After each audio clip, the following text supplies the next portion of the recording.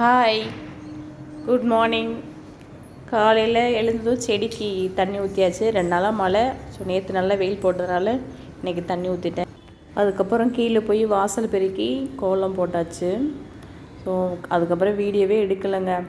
Evening ஸ்கூல்லேருந்து வந்ததுக்கப்புறம் பாருங்கள் எப்படி விளையாண்டுட்ருக்காங்கன்னு. அவங்களுக்கு ஸ்நாக்ஸ் செய்யலான்னு தான் ரெடி பண்ணிகிட்ருக்கேன். மட்டன் கோலா உருண்டை. இவங்க வந்ததும் டிவி தான், வந்து ஹோம்ஒர்க் பண்ணுவாங்க, அடுத்த டிவி தான் பார்ப்பாங்க. ஸ்நாக்ஸ் கேட்டுட்ருக்காங்க. ஸோ அதுக்கு தான் ரெடி பண்ணலான்னு பார்த்துட்ருக்கேங்க. வாங்க ஈவினிங் ஸ்நாக்ஸ் பார்க்கலாம்.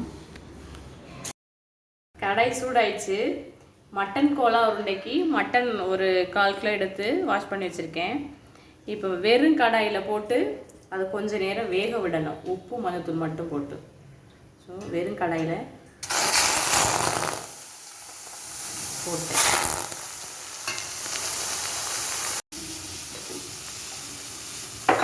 உப்பு,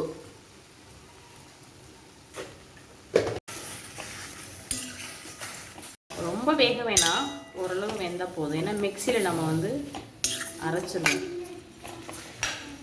மட்டன் நல்லா வெந்ததுக்கப்புறம் மிக்சியில் வந்து நல்லா அரைச்சிட்டு அதில் வந்து கரம் மசாலா, உப்பு இல்லாட்டி போட்டு வேக வச்சுருப்போம், மஞ்சத்தூள், கொஞ்சம் வீட்டில் அரைச்ச மசாலா, அப்புறம் நான் ஆல்ரெடி மிக்சியில் அரைச்ச மசாலா, பட்டை, கிராம்பு, சோம்பு இதெல்லாம் மிக்சியில் அரைச்சி அதுவும் நான் சேர்த்துருக்கேன்.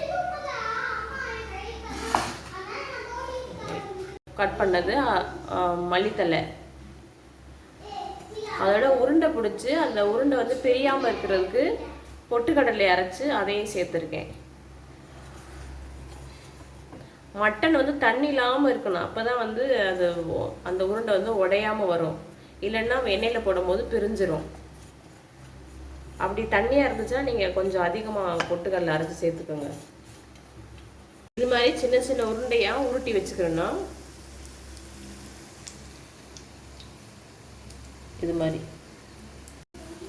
இது மாதிரி எண்ணெயில் போட்டு எடுத்துக்க வேண்டியதான். மீடியம் ஃப்ளேவரில் வைக்கணும், ரொம்ப வச்சிங்கன்னா கருகிடும்.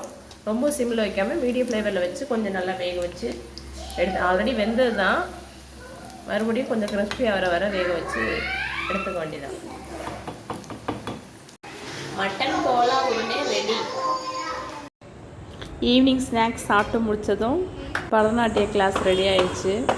ஸோ போகும்போது தான் நடந்தே தான், பக்கத்தில் தான், அதனால நடந்தே போயிட்டுருக்கோம். சீக்கிரமாக வந்தாச்சு, ஒரு 15 மினிட்ஸ் முன்னாடியே வந்துட்டோம். அதனால் பார்க்கில் கொஞ்சம் நேரம் விளையாட விட்டு கூட்டிகிட்டு போகிறேன்.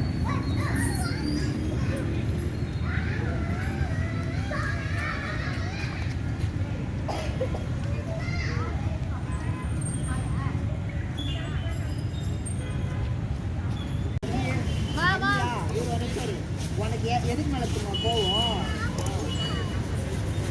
நீதான் அவ்வளோ நேரம் விளையாண்டல, டைம் ஆகுது.